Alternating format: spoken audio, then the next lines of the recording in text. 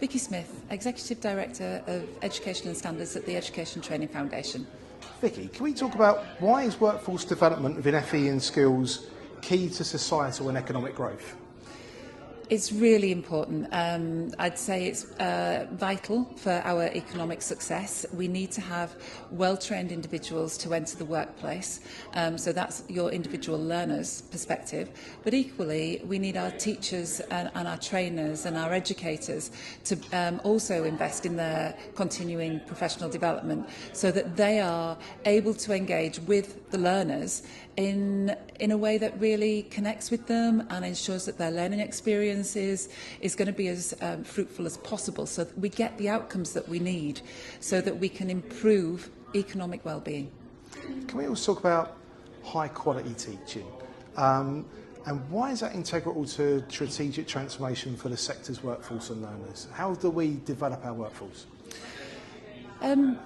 Really interesting question, and it's really fundamental, frankly, because the skills we learn as an artisan or as a specialist, if you're a baker, a chef, a hairdresser, they're your core competence.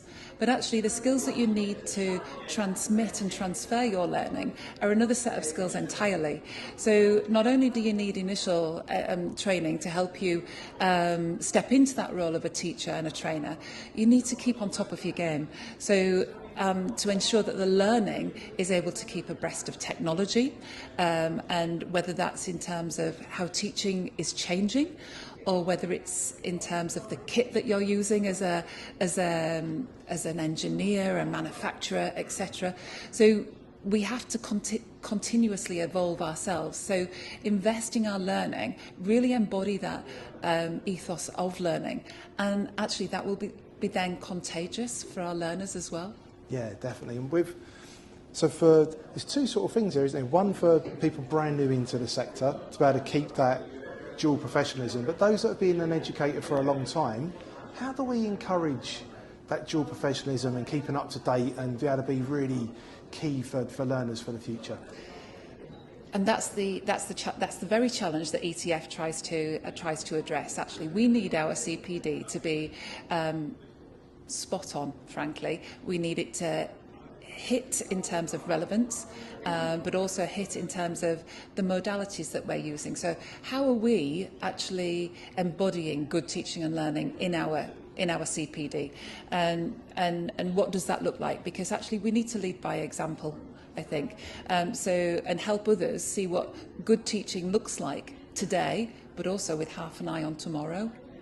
Yeah, absolutely. And how can FE and skills, and particularly those that are teaching and delivering learning, help address inequalities? We all know that the further education and skills sector has more learners of multiple levels of disadvantage than any other sector in the education ecosystem. They do an amazing job.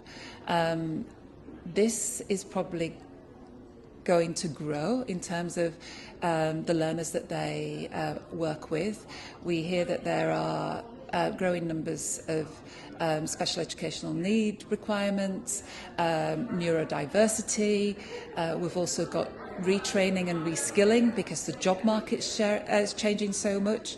That will bring people back into further education and skills that perhaps haven't got the required GCSE English and maths through no fault of their own. It could just be an age and a point in time issue.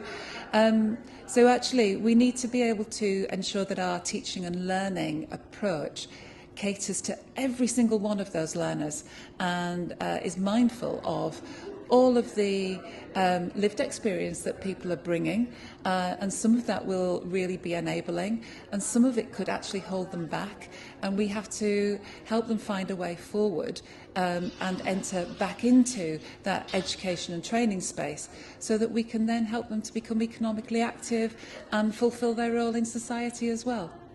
One of the biggest challenges in FE and skills is recruiting and retaining staff.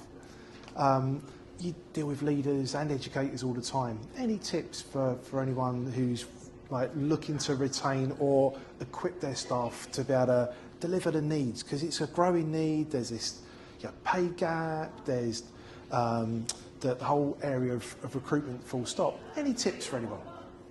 Get your employee proposition right. If you can tell those that you're recruiting that you will invest in them and help them to grow, and that won't be a one-off point in time, it will be continuous. Actually, some of that investment will pay dividends, because they will stay with you, and that the growth that they see, you might not keep them forever, but actually hopefully they'll stay in the sector.